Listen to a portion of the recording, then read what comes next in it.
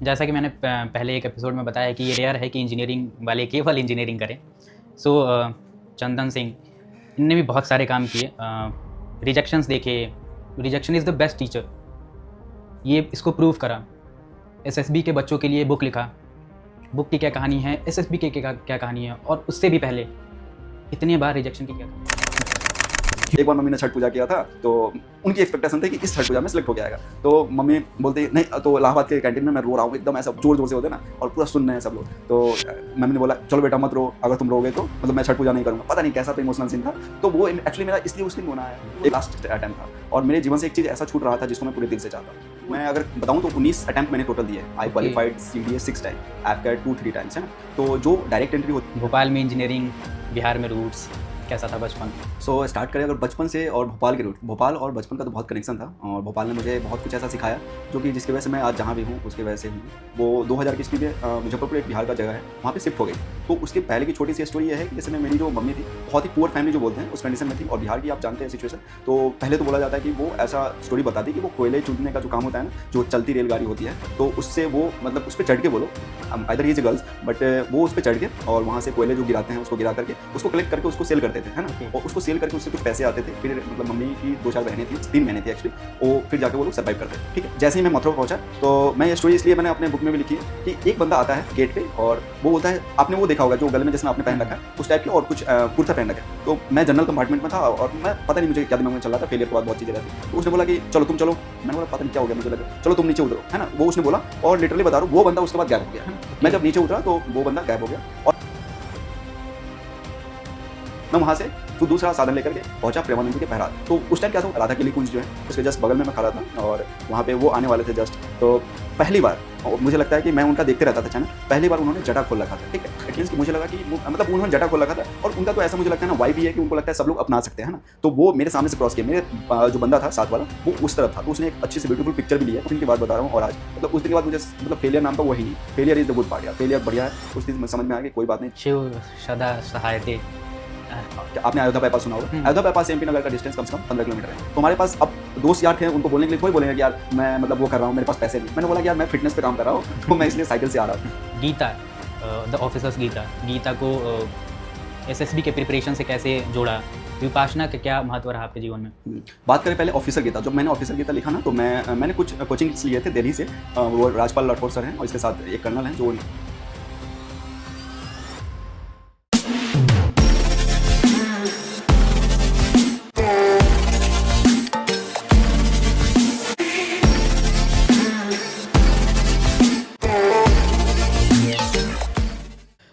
सो हाय चंदन sir, Bhopal में engineering, Bihar में roots, कैसा था बचपन? स्टार्ट करें अगर बचपन से और भोपाल के रूट, भोपाल और बचपन का तो बहुत कनेक्शन था, और भोपाल ने मुझे बहुत कुछ ऐसा सिखाया जो कि जिसकी वजह से मैं आज जहाँ भी हूँ उसकी वजह से हुई हूँ। और भोपाल का ऐसा रूट रहा है ना कि अगर मैं यहाँ नहीं आता तो मुझे लगता है कि मैं इस पोजीशन पे नहीं रहता, क्योंकि भोपाल में आप देखो तो जितने भी बच्चे आते हैं, जितने भी लोग आते हैं यहाँ पे, वो एक ऐसा फेज जीते हैं जो कि उन्हें एक इंसान बना देता है, और इंसान के अलावा उन्हें एक ऐसा स्किल्ड पर्सन बना देता है। ऑब्वियसली अगर मान लो कि आप किसी फील्ड में इंजीनियरिंग होते हैं, इंजीनियरिंग आपको कुछ ऐसा सिखा देती है जो कि आपको बहुत कुछ बना देगी। बचपन हमारा सही रहा है, हम लोगों ने मतलब थोड़ी बहुत स्ट्रगल फेज थी जिसको हम लोग क्रॉस करके हम लोगों ने इंजीनियरिंग को चूज किया, और इंजीनियरिंग हमारे लिए बहुत गेम चेंजिंग थी। घर वालों के क्या एक्सपेक्टेशन रहे थे बचपन में, कैसे स्टूडेंट थे आप? स्टूडेंट मैं मतलब कह सकते हैं एवरेज से ऊपर था, मतलब हमारे अच्छे रिजल्ट आते थे, और क्योंकि घर से प्रेशर रहता है, ऑब्वियसली बिहार में जानते हो आप कितना सिस्टम है कि यार उनके लड़के का नहीं है हमारे नहीं है, तो उस तरीके से हमारे वहाँ भी प्रेशर था। बट ये है कि पेरेंट्स में मेरी माँ जो है वो ट्रस्ट करती है मुझ पर कि हाँ इसका मतलब ये रहा है, और सपोर्ट बहुत ज़्यादा था, क्योंकि हम लोग जो ऐसे फैमिली से थे, एक्चुअली हमारी जो फैमिली थी वो 2000 की ईस्वी में मुजफ्फरपुर एक बिहार का जगह है वहाँ पे शिफ्ट हो गई थी। तो उसके पहले की छोटी सी स्टोरी ये है कि जैसे मेरी जो मम्मी थी बहुत ही पुअर फैमिली जो बोलते हैं उस कंडीशन में थी, और बिहार की आप जानते हैं सिचुएशन। तो पहले तो बोला जाता है कि वो ऐसा स्टोरी बताती है कि वो कोयले चूंदने का जो काम होता है ना, जो चलती रेलगाड़ी होती है, तो उससे वो मतलब उस पर चढ़ के बोलो, इधर ही गर्ल्स, बट वो उस पर चढ़ के और वहाँ से कोयले जो गिराते हैं उसको गिरा करके उसको कलेक्ट करके उसको सेल करते थे, है ना। Okay. और उसको सेल करके उससे कुछ पैसे आते थे। फिर मतलब मम्मी की 2-4 बहनें थी, 3 बहनें थी एक्चुअली, वो फिर जाके वो लोग सर्वाइव करते थे। ठीक है, तो मम्मी की जब एज थी 13-14 साल की, तो उनकी शादी हो गई, और कम एज में शादी होने के कारण, और पहले मतलब पापा जो थे वो बहुत पुअर फैमिली से थे, तो कम चीज़ें थी। तो मम्मी जब वहाँ पे गई तो उन्हें लगा कि ये सर्वाइवल है, उन्होंने वहाँ पे थोड़े बहुत सर्वाइव किया था, फिर वो स्विच करना चाहें क्योंकि उनके अंदर स्पिरिट था कि मुझे कुछ करना है। उनके अंदर स्किल थी, जैसे मैं बुनने वाली स्किल है, ये सब चीज़ें, और थोड़ी सी बिजनेस माइंडसेट तो थी पहले से ही। तो वो खुद बोलती है कि हम ऐसे घर में रहे हैं कि जिसपे ऐसे इतने छोटे दरवाजे थे जिसमें मतलब आओ तो चोट लगता है और जाओ तो चोट लगता था, ऐसा कहानी था उनके साथ। तो ही उन्होंने स्विच किया मुजफ्फरपुर में। मुजफ्फरपुर एक ऐसा टाउन था जहाँ पे पापा जॉब करते थे। इट मीन्स कि वो हर मुजफ्फरपुर से सोनपुर का डिस्टेंस है 60 किलोमीटर, तो हर दिन वो जाते थे, वीकली भी जाते थे और सोनपुर भी रुकते थे। तो मम्मी होता है ना लेडीज, जिसके अंदर थोड़ा सा स्पिरिट रहता है वो स्विच करता है। तो बैक एट द हम लोग यहाँ पे स्विच किए 2000 में। हमारा जो जन्म था वो सोनपुर में ही हुआ था जन्म, और छपरा के आसपास। तो हम लोग बाई बर्थ छपरा से हैं, फिर उसके बाद हम लोग मुजफ्फरपुर शिफ्ट हुए, फिर 2000 से हम लोग वहाँ पे रहना स्टार्ट किए। तो ये तो बैक की स्टोरी थी, और उसके बाद हम लोगों ने अपना बचपन स्टार्ट किया वहाँ से। तो इस कंडीशन में था। तो मम्मी का एक हमेशा लाइन रहता है, क्योंकि मम्मी अपने आप में लीडर है, तो सी शेयर टू मी कि मतलब हम लोग यहाँ एक चम्मच लेके नहीं आए थे और हमारा आज इतना यहाँ पे चीज़ें हैं, मतलब करोड़ों की चीज़ें हैं। और मतलब हम लोगों ने जो बनाया है फैमिली में और जो बच्चों को पढ़ाया है, जो इंसान मतलब अपने मुजफ्फरपुर में एक चम्मच लेके नहीं आया, उस माँ ने, उस पिता ने मतलब 3 बच्चों को इंजीनियरिंग कराया, एक को बीएससी नर्सिंग करा रहा है, और हर एक को अपने अपने लेवल पे लेके चले गए। तो मुझे लगता है वो अच्छा रहा। और फिर हम लोगों ने कह सकते हैं कि 10 से 12 साल हम लोगों ने थोड़ी बहुत स्ट्रगल झेली, जिसमें स्कूल जाना करना। तो फिर मम्मी को कुछ बिजनेस आइडिया समझ में आए, तो 2013 में उन्होंने पापा से ऐसे लड़ाई झगड़े करके बोला कि मुझे बिजनेस स्टार्ट करना। और बिहार में एक कॉमन चीज़ है ना कि अगर कोई लेडीज़ कुछ कर रही है तो बहुत लोग आएंगे उन्हें रोकने के लिए। मम्मी लेकिन स्पिरिट वाली थी, तो उन्होंने मतलब स्टार्ट कर दिया पापा से बोल करके। हम लोगों ने मात्र अमित 6000 से स्टार्ट किया था, 6000 रुपये लगाए थे मम्मी ने, और वो स्टेज था। तब जाके थोड़ी सी चीज़ें सुधरी और बिजनेस स्टार्ट हुआ, तब जाके हम लोग की थोड़ी अपब्रिंगिंग सही हुई, तब लाके स्टार्ट हुआ। ये चीज़ें थी हमारी बचपन की। सो बचपन में काफ़ी स्ट्रगल्स देखे, स्ट्रगल बहुत थे। गांव का परिवेश देखा। उसी वक्त पे क्या ये दिमाग में नहीं आया कि स्टार्टअप ही करते हैं, वो अपने माँ के काम को ही आगे एक्सेल करते हैं? तो फिर ये इंजीनियरिंग का भूत कैसे सवार हो गया? वो एक्चुअली क्या है ना, हमारे जब गांव थे तो गांव में बहुत सारे लोग इंजीनियरिंग कर रहे थे उस टाइम, और हमारे जो सीनियर थे खुद भैया थे। तो मैं अब देखो यार, 10th में क्या होता है ना कि मतलब हम लोग 10th पास करते तो हम लड़के के अंदर थोड़ा सा आ जाता है कि यार लफंडे बोलते हैं उसको, है ना, हमारे बिहार में। तो हम लोग उस तरीके के थे बच्चे। तो मतलब वो मतलब चाहते ही नहीं थे कि पढ़ना है करना है। तो हम लोग थोड़ा इधर उधर में रहते थे, किसी लड़के के साथ घूमने चला गया तो फैमिली वाले को लगा कि यार ये तो यहाँ रहेगा तो बिगड़ जाएगा। तो पहले से हमारे सुमन भैया थे, वो ऑब्वियसली मेरे लाइफ में बहुत सपोर्टिव रहे हैं। तो वो यहाँ भोपाल में रहते थे, इंजीनियरिंग चल रही थी। तो मम्मी ने कंप्लेन किया सुमन भैया को कि ये लड़का यहाँ पे कुछ तो मतलब गड़बड़ कर रहा है करके, इसका संगत अच्छा नहीं है ना। सो भैया ने बोला ठीक है मैं देखता हूँ। तो भैया ने कॉलेज में एडमिशन करा दिया, तो मैं यहाँ आ गया। और वैसे जो अगर बात किया जाए कि हम लोग IIT ये सब चीज़ें करके जाते हैं, तो पेपर्स वगैरह मैंने भी दिए थे बट क्लियर नहीं हुआ था। तो हमने डायरेक्टली इंजीनियरिंग में यहाँ आ गए।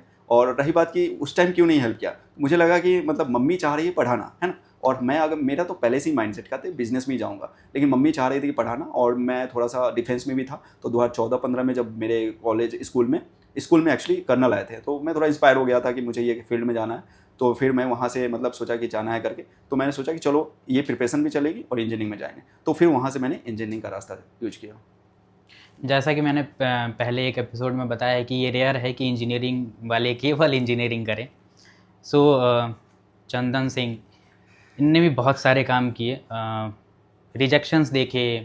Rejection is the best teacher, ये इसको प्रूव करा। SSB के बच्चों के लिए बुक लिखा, बुक की क्या कहानी है, SSB के क्या कहानी है, और उससे भी पहले इतने बार रिजेक्शन की क्या कहानी है? यार देखो, रिजेक्शन यार मुझे लगता है कि जो भी आपके व्यूअर हैं ना, तो मैं तो बोलता हूँ कि आपको रिजेक्ट होना पड़ेगा। नहीं हो रहे हैं तो रिजेक्ट हो जाओ, क्योंकि इतना सीखने को मिलता है ना। मैं जिस स्टेज पे हूँ, मतलब मैं अभी काउंट तो नहीं कर सकता, लेकिन 40+ एग्जाम मैंने दिए हैं, ठीक है। उसमें से बहुत सारे मतलब सेलेक्ट भी हुआ हूँ। कुछ तो फैमिली वालों को मैंने बताया नहीं, क्योंकि वो थोड़ा लो ग्रेड का था। तो हमारे यहाँ थोड़ा चलता है कि चलो यार लो ग्रेड का है तो कर लो सरकारी नौकरी, लेकिन मैंने नहीं किया। तो रिजेक्शन का कहानी तो ये रहा है कि जैसे मैं अगर बताऊँ तो 19 अटैम्प्ट मैंने टोटल दिए हैं। I qualified CDS 6 time, AFCAT 2-3 times, है ना। तो जो डायरेक्ट एंट्री होती है डिफेंस में जाने के लिए, अगर आपको ऑफिसर बनना है तो आपको CDS के थ्रू जा सकते हैं और आप टेक्निकल एंट्री के थ्रू जा सकते हैं। तो मैंने अपने बीटेक की डिग्री, जो कि मेरी 8 पॉइंट से ज़्यादा बनी थी, तो मैंने उसका यूज किया। और इसके साथ साथ मैंने अपनी क्या कह सकते हैं CDS जर्नी भी की थी। तो CDS क्वालिफाई किया और रिटर्न क्वालिफाई किया एयरफोर्स से। मुझे अल्टीमेटली उसमें ऑफिसर बनना था, इट मीन्स, है ना। बचपन में 12th में जब था तो उस टाइम मुझे लगा कि एयरफोर्स बनना है। तो air force Y group X group का जो पेपर आता है मैंने दिया था उसको, बट उसमें निकला, लेकिन मेरिट आउट हो गया था, राइट। तो कहीं ना कहीं रहता है अंदर फिर जब इंजीनियरिंग में आया तो इंजीनियरिंग के माहौल में ढल गया कि 2-3 साल मुझे तो पता ही नहीं चला कि 2 साल इंजीनियरिंग के कैसे निकले। लेकिन जब तीसरे साल फाइंड आउट किया कि मुझे करना क्या है लाइफ में, सो आई फाउंड कि यार डिफेंस इज़ गुड, मेरे लिए पर्सनैलिटी पे सूट भी करता है और जो मेरे आसपास थे वो कहते भी थे और मेरे फैमिली में मम्मी और पापा भी बोलते थे ठीक है ये एरिया बहुत अच्छा है। तो मैंने पहले अपना मेडिकल करवाया, तो कुछ चीज़ें थी 19-20, तो कह सकते हैं मैंने पहले उसको सही करवाया कि चलो यार ये मुझे बाद में रिजेक्शन का नाम माहौल मिले।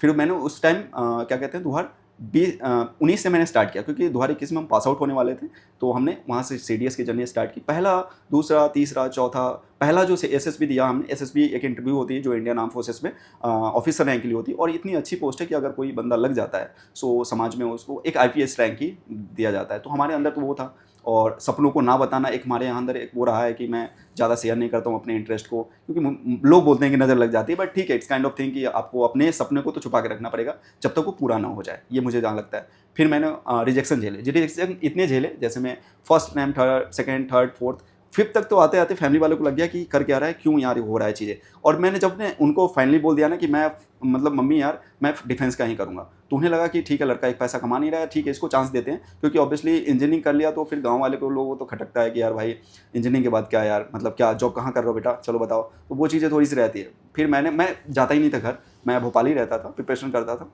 और फिर मैंने सोची कि प्रिपरेशन करें, तो टोटल मैंने 4 साल प्रिपरेशन की SSB की, जिसमें से इतनी मतलब कह सकते हैं कि इतने सिचुएशन आ गए कि मैं SSB से बाहर आ रहा हूँ, मेरे पास पैसे नहीं है ना, 1 रुपये भी नहीं है कि मैं घर पे लौट सकता हूँ, 1 रुपये भी नहीं है कि मैं ट्रेन की टिकट ले सकता हूँ, 1 रुपये भी नहीं है कि मैं कुछ खा सकता हूँ, ऐसे सिचुएशन थे। क्योंकि अल्टीमेटली एक स्टूडेंट जो होता है ना वो स्ट्रगल फेज में सोचता है कि अपने परिवार को कम मैं वो करूँ और मतलब ज़्यादा से ज़्यादा जितना स्ट्रगल झेल सकूँ उतना झेलूँ, तो उस टाइम ऐसा था। लेकिन उस टाइम सपोर्ट रहा। टोटल मैंने 19 अटैम्प्ट दिए, तो 19 में मैं रिजेक्ट हुआ, 19 में से 2 में सिलेक्ट हुआ था, जिसमें से एक बार मैं इलाहाबाद में हुआ था, तो उसमें से मैं मेरिट आउट हो गया। तो अनफॉर्चुनेटली उसको तो मैंने घर पे बताया नहीं, क्योंकि एक बार होता है ना बता दो तो उनकी एक एक्सपेक्टेशन हो जाती है कि यार भाई ऑफिसर रैंक बन गया। मैंने उन्हें बताया नहीं, मैं जब मेरिट आउट हो गया तो मैं खुद में रोया, सोचा कि छोड़ो यार इट्स गुड यार चलता है। लेकिन जब 4 साल देने के बाद मैं नहीं क्वालिफाई हुआ, CDS के लास्ट अटैम्प्ट में मैं इलाहाबाद में था और इलाहाबाद से रिजल्ट आउट हुआ, और एक्चुअली वहाँ माहौल ऐसा सेटअप रहता है कि रिजल्ट आउट होता है और बाहर आते हो। रिजल्ट आते ही मैं बाहर आया और वहाँ एक कोने हैं इलाहाबाद में, एक कैफ़े एरिया है, उसमें जाके बहुत रोने लगा।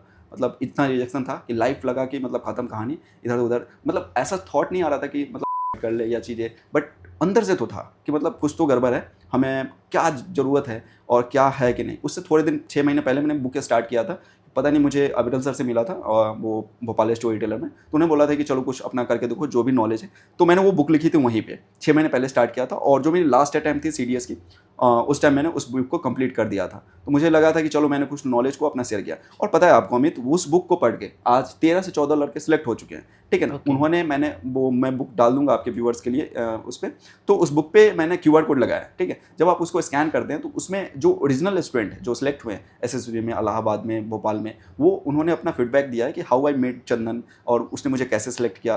लास्ट टाइम SSB में एक छोटा बंदा मिला जिसकी थोड़ी इंटरव्यू गड़बड़ थी, मैंने बोला कुछ थोड़ा सा मॉक इंटरव्यू ले लें इसका, और मैंने उसके नाइट में मॉक इंटरव्यू लिया, चलो बताओ। तो उस सामने बैठा हुआ था लड़का, मैंने कुछ क्वेश्चन आंसर किए, 40 मिनट चला पूरा क्वेश्चन आंसर, एंड लास्ट में मेरे मुंह से निकल गया ठीक है तू रिकमेंडेड है, इस तरीके से, इट मीन्स कि आप सिलेक्टेड है करके। तो आपको जेन्युइनली बता रहा हूँ, अगले दिन इंटरव्यूअर ने उससे सेम सवाल पूछा जो मैंने पूछा था, सेम सवाल पूछा, और ये टोल्ड मी कि अच्छा ये सब कहाँ से सीखा। तो उसके मुंह से पता नहीं क्यों निकल गया कि चंदन सिंह है, वो मेरे रूम पार्टनर है, वो उन्होंने मुझे बताया कि ऐसे ऐसे करना है और ये चीज़ें, तो तुमको क्या लगता है तुम सिलेक्ट हो गए क्या। तो वो बंदा फंस गया, बोलता अरे यार इसकी ऐसी तैसी, मैं कैसे सिलेक्ट हो। तो उसने मतलब जल्दी जल्दी में बोल दिया कि यस सर आई थिंक। तो चंदन ने क्या बोला, तो ही टोल्ड मी कि मतलब आप सिलेक्ट हो जाएंगे करके। अच्छा ठीक है चलो।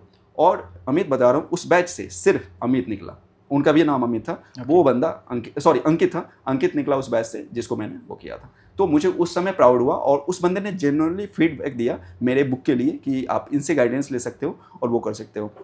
तो उस टाइम तो मुझे हो गया कि उस फीडबैक से मैं खुद मार्केटिंग और बिजनेस में हूँ, तो मैं फीडबैक का यूज अच्छा करना चाहता हूँ। तो मैंने उस फीडबैक से मैंने स्टार्ट किया और आज वो बुक लॉन्च किया। लेकिन उस स्ट्रगल फेज में बहुत सारी चीज़ें आई, जिस टाइम लगा कि मैं कहीं कूद जाऊँ, मैं कहीं गिर जाऊँ, मुझे क्यों नहीं हो रहा है चीज़ें, क्योंकि फैमिली की एक्सपेक्टेशन अलग थी, और मैं एक ऐसा लड़का था जो मतलब अपने बैचमेट का जो इंजीनियरिंग के बाद पैसे नहीं कमा रहा था। बाकी सारे मेरे जो साथ वाले थे, किसी की मतलब 12 लाख LP है, किसी की 13 लाख, ऐसे चल रहे थे, सारे कमा रहे थे, बट मेरे को छोड़ के। कभी कभी मुझे दोस्तों से पैसे लेने पड़ते थे, ऐसी सिचुएशन थी, तो वो लोग हेल्प भी करते थे। उसमें से बहुत सारे ऐसे दोस्त थे जिसमें निखिल है, ये लोग बहुत हेल्प करते थे, तो उस टाइम थे। और सबसे बड़ा जो रहा मेरा गिव अप ना करने का, वो रीज़न रही है फैमिली। मुझे लगता है कि किसी की भी फैमिली हो वही सपोर्ट करती है अल्टीमेटली, और मुझे वहाँ से निकाला। तो जा करके मैं जब सारे रिजेक्शन सह लिया तो मुझे लगा कि मेरा एज ख़त्म हो गया है। इट मीन्स कि 24 तक आप आर्मी में जा सकते हैं, आगे भी है, लेकिन मैं सोचा कि नहीं करना चाहिए। कभी कभी होता है ना कि हमें वो भी है कि कुछ चीज़ों का ना मिलना भी एक सुकून देता है। तो जब हमें नहीं मिला तो मैंने इसको एक्सेप्ट कर लिया। मुझे लगता है कि आपके जो व्यूअर्स हैं उनको एक चीज़ होना चाहिए, अगर कोई चीज़ नहीं प्रिपरेशन कर रहे हैं, फॉर एग्जांपल एसएससी का कर रहे हैं, उन्हें अगर नहीं हो रहा है ना तो उन्हें कुछ समय बाद एक्सेप्ट कर लेना चाहिए। मुझे यहाँ तक लगता है कि ये चीज़ ज़रूरी है, क्योंकि समय बर्बाद करने से अच्छा है कि आप एक्सेप्ट कर लो कि वो चीज़ आपसे नहीं होगी, और या तो दशरथ मांझी की तरह पहाड़ तोड़ दो, और नहीं हो रहा है तो आप एक्सेप्ट कर लो कि ये चीज़ें नहीं होगी। तो ये रहा है मेरा सफ़र, और इस सफ़र में सबसे ज़्यादा योगदान रहा है मेरे भाई का। और मम्मी लोगों ने बहुत मतलब वो किया कि मतलब जब भी रिजेक्ट होके आता है ना, बस भैया का एक मैसेज आता कि यार चलो कोई बात नहीं। ये चलो कोई बात नहीं मैंने 19 बार सुना है ना। तो मुझे लगा कि कोई बंदा मेरे पे इतना ट्रस्ट कर सकता तो मैं तो कर सकता हूँ, है ना। और मम्मी चलो बेटा कोई ठीक नहीं, मम्मी इस काइंड ऑफ इमोशनल होते हैं ना, तो चलो कोई बात नहीं। अच्छा रो रहा है क्या? अरे मैंने बोला रो नहीं रहा हूँ भाई, ऐसी आवाज़ तो सूख ही जाता है ना। तो मम्मी बोलते चलो कोई बात नहीं, रोना नहीं है। एक बार मम्मी ने छठ पूजा किया था, तो उनकी एक्सपेक्टेशन थी कि इस छठ पूजा में सेलेक्ट होके आएगा। तो मम्मी बोलती नहीं, तो इलाहाबाद के कैंटीन में मैं रो रहा हूँ एकदम ऐसा ज़ोर ज़ोर से होते ना, और पूरा सुन रहे हैं सब लोग। तो मम्मी ने बोला चलो बेटा मत रो, अगर तुम रोगे तो मतलब मैं छठ पूजा नहीं करूँगा। पता नहीं कैसा तो इमोशनल सीन था। तो फिर मुझे सब बैक टू बैक कॉल करने लगे, जिसमें सुमन भैया हैं, भाई राधे भैया, सारे लोग कॉल करने लगे चलो कोई बात नहीं है ना। तो वो एक्चुअली मेरा इसलिए उस दिन रोना आया क्योंकि वो लास्ट अटैम्प्ट था, और मेरे जीवन से एक चीज़ ऐसा छूट रहा था जिसको मैं पूरे दिल से चाहता हूँ। तो फिर जाकर उस दिन मुझे लगा कि इसको गिव अप करना चाहिए। फिर उसके बाद की जर्नी रही कि मैं थोड़ा उसको स्विच किया और अपने आप को 1 महीने संभाला। 1 महीने के बाद मैंने थोड़ी बहुत, जैसे मैं प्रेमानंद जी से, महाराज से मिला, और उसके बाद विपासना किया। उसके बाद मैंने ये वाली जर्नी स्टार्ट की, लेकिन स्ट्रगल काफ़ी ज़्यादा रहा है इसमें। Everything happens for a good reason actually. Vipassana की बात करी, गीता, द ऑफिसर्स गीता को एसएसबी के प्रिपरेशन से कैसे जोड़ा, विपासना का क्या महत्व रहा आपके जीवन में? बात करें पहले ऑफिसर गीता। जब मैंने ऑफिसर गीता लिखा ना, तो मैंने कुछ कोचिंग्स लिए थे दिल्ली से। वो राजपाल राठौर सर हैं, और इसके साथ एक कर्नल हैं जो उनकी अभी क्या कहते हैं देहांत हो गई थी युद्ध में। तो उनसे मैंने लिखा था। उनका अल्टीमेटली कहना था कि जो एसएसबी है वो एक बैटल फील्ड की तरह है, वहाँ एक कुरुक्षेत्र है, उस कुरुक्षेत्र में तुमको अर्जुन बनना है, ठीक है। और वो जो बुक है वो एज अ कृष्ण है। तो मैंने इस चीज़ का अभी तक कहीं पे वो नहीं बताया कि वो बुक जो है आपको एज अ कृष्ण वो करेगा। जब मैंने उसको राइट कर रहा था तो मैं सोच रहा था वो बुक किसी के लिए कृष्ण का काम करे, और जो उसको पढ़ रहा है वो अर्जुन का काम करे। तो जो भी उसमें क्वेश्चन, जैसे मैं उसमें आप महाभारत में देखोगे तो 57 क्वेश्चन पूछे हैं भागवत गीता में, है ना। तो 57 क्वेश्चन को मैंने 57 चीज़ों में, जैसे मैं एसएसबी में 57 चीज़ें क्या रहती है डाउट, जैसे मैं स्टार्टिंग में बच्चे सोचते हैं एसएसबी में प्रोसेस क्या है ना, एसएसबी में जाए तो क्या बोले, एसएसबी में जाए तो क्या करें। तो मैंने उसको ऐसे ही फॉर्मेट किया है, 57 चीज़ों को 57 चैप्टर में डाला है, और चैप्टर को बताया है तरीके से। उसके बाद उसमें मैंने 21 चैप्टर डाले हैं कि चलो यार ये एक्चुअली 21 जो है परमवीर, जो जिनकी वो ही थी परमवीर चक्र, जो मतलब ले रखे हैं उनका मैंने उसमें डाला। हर एक चैप्टर, हर एक परमवीर चक्र को वो था, क्या कह सकते हैं उसको, उनको समर्पित था। तो ये चीज़ें थी, और बुक की जर्नी तो वो रही। फिर मैंने इसलिए उसको, मैंने सोचा कि बुक का नाम क्या रखें। स्टार्टिंग में मुझे समझ में आ रहा था कि कुछ और रख देते हैं, एसएसबी गाइडेंस, डिकोड एसएसबी, लेकिन मुझे समझ में आया ये पूरी चीज़ें तो एक गीता की काम करेगी। और लिटरली अमित बता रहा हूँ मैं आपसे, ये ऑन द बोल रहा हूँ कि कोई भी बच्चा अगर उसको पढ़ता है ना, लिटरली वो जानेगा कि यार सच में मैंने जो फील किया है ना वो चीज़ें। तो इसलिए मैंने उसका द ऑफिसर गीता नाम रखा। और अब चलते हैं, बात करते हैं विपासना में। विपासना मेरे लिए इतनी चेंजिंग रही ना, कि मैंने जो आपको अभी वो स्टोरी बताया कि मैं लास्ट टाइम रिजेक्ट होके आया, तो एक छोटी सी स्टोरी है कि मैं जैसे ही रिजेक्ट होके आया, मैं दिल्ली रूट से आया था। एक्चुअली मैं रिजेक्ट हुआ था इलाहाबाद नहीं, मैं जलंधर से रिजेक्ट हुआ था। तो जलंधर से मैं दिल्ली रूट से आ रहा था। तो ये ऐसा समय था कि दिल्ली रूट से मैं मथुरा की तरफ से आ रहा था, है ना। तो मैं पहले प्रेमानंद जी के बारे में बता दे सकता हूँ थोड़ा सा। तो उनका भी बहुत रोल रहा है। प्रेमानंद जी कह सकते हैं कि मेरे लाइफ का चेंजिंग मोमेंट थे, कि जैसे ही मैं मथुरा पहुँचा, तो मैं ये स्टोरी इसलिए मैंने अपने बुक में भी लिखी है कि एक बंदा आता है गेट पे, और वो बोलता है, आपने वो देखा होगा जो गले में जिसमें आपने पहन रखा है उस टाइप के, और कुछ कुर्ता पहन रखा है। तो मैं जनरल कंपार्टमेंट में था, और मैं पता नहीं मुझे क्या दिमाग में चल रहा था, फेलियर के बाद बहुत चीज़ें रहती। तो उसने बोला कि चलो तुम चलो। मैंने बोला पता नहीं क्या हो गया, मुझे लगा चलो तुम नीचे उतरो, है ना। वो उसने बोला, और लिटरली बता रहा हूँ वो बंदा उसके बाद गायब हो गया, है ना। मैं जब नीचे उतरा तो वो बंदा गायब हो गया। और मैं ऐसा हूँ कि मैं पता है कि कौन बंदा मेरे पास है कौन नहीं है। तो मैं उसको देखा, भाई आप जनरल डब्बे में हो, आप कितना कूद के फास्ट तो नहीं जा सकते हो। मैं इधर से उतरा हूँ, मान लो कि आप इधर से भी उतरोगे तो इतना फास्ट नहीं जा सकते हो। उसने बोला, मैंने बैग लिया और ऐसे उतर के आ गया। मैंने देखा कहाँ है वो, लिटरली वो बंदा था ही नहीं, मतलब पता नहीं कहाँ चला गया। मैं मथुरा उतर गया, मेरे को डेस्टिनेशन ही नहीं था मथुरा। मैं मथुरा उतरा, और जस्ट मुझे लगा कि यहाँ, मैंने नाम सुना था प्रेमानंद जी का, मैं बात कर रहा हूँ 2022 की। तो प्रेमानंद जी का मैंने बात सुना, मैं बाहर गया, मुझे ऑटो वाले ने बोला कि चलो ठीक है। वहाँ पे कुछ बंदे मिले जो वहीं जा रहे थे, लेकिन उन्होंने बोला ठीक है मैं बाद में जाता हूँ। एक्चुअली मेरा ऐसा ह्यूमर है कि मैं लोगों के साथ कनेक्ट हो जाता हूँ, तो वो लोग भी मिल गए थे। और मैं थोड़ा सा और बताता हूँ, जैसे मैं वहाँ से गया तो किसी ऑटो वाले ने मुझे गलत जगह पे छोड़ दिया। इट मीन्स कि मथुरा के गलत जगह पे छोड़ दिया। उसने बोला ये, और मुझे बाद में पता चला वो पिया हुआ था, है ना। मैंने बोला अरे यार राधे राधे, तुम्हारा तो क्या ही कहें यार, है ना। तो फिर मैंने उसको मतलब मन ही मन तो थोड़ा आया कि चलो यार, बट बोला ठीक है, जहाँ जाना पहुँचना रहता है, एवरीथिंग हैपन फॉर रीजन, आप जो बोलते हैं वो है। मैं वहाँ से फिर दूसरा साधन लेकर के पहुंचा प्रेमानंद जी के पहराज। तो उस टाइम क्या था, उतनी ज़्यादा वायरलिटी नहीं थी, मतलब ठीक था, लोग मिल जाते थे उनसे, और सत्संग में आप जा सकते हैं टोकन लेकर के। तो सेम डे पे आपको टोकन भी मिल जाती थी। अभी तो आप जाओगे तो 1 से 2 दिन में। तो प्रेमानंद जी के पास मैं लाइन में गया, और मैंने फूल वूल खरीद लिया, उनके लिए बिछाने लगा और सारी चीज़ें, मैं लाइन में लग गया। और वहाँ पे जब लाइन में लगा तो 2 बज के कुछ मिनट पे, मुझे आज याद है टाइम 2:57 हो रहे थे। तो वो मेरे मतलब आने वाले थे, जिस लाइन में मैं लगा था, राधा केली कुंज जो है उसके जस्ट बगल में मैं खड़ा था, और वहाँ पे वो आने वाले थे जस्ट। तो पहली बार, और मुझे लगता है कि मैं उनका देखते रहता था चैनल, पहली बार उन्होंने जटा खोल रखा था, ठीक है। इट मीन्स कि मुझे लगा कि मतलब उन्होंने जटा खोल रखा था, और उनका तो ऐसा मुझे लगता है ना वाइब ही है कि उनको लगता है सब लोग अपना सकते हैं, है ना। तो वो मेरे सामने से क्रॉस किए, मेरे जो बंदा था साथ वाला वो उस तरफ था, तो उसने एक अच्छी सी ब्यूटीफुल पिक्चर भी ली है, तो मैं डलवा दूंगा इस पर।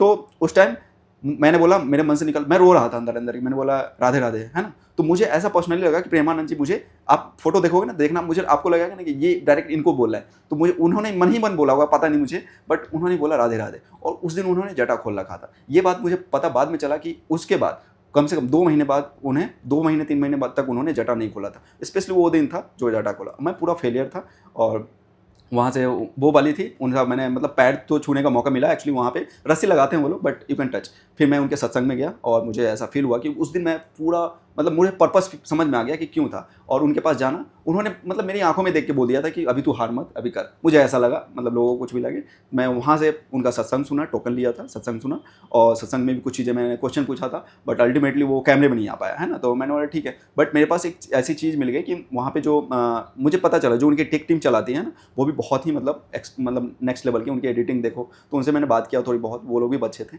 जब वहाँ से आया तो मैं अब विपासना की कहानी बता दूँ, मेरे अंदर इतनी हिम्मत हो गई थी कि मैं ये कर सकता हूँ कि चलो कुछ ना कुछ स्टार्ट कर सकता हूँ। प्रेमानंद जी महाराज ने मुझे बहुत सपोर्ट कर दिया, आंखों से ही कर दिया मुझे तो लगता है, और उनकी बातें तो अलग ही हैं। तो वो जो बताते हैं कि आप अपने जीवन को कैसे कर सकते हैं, आप कैसे ब्रह्मचार्य पालन कर सकते हैं, मैंने वो सब चीज़ों को किया।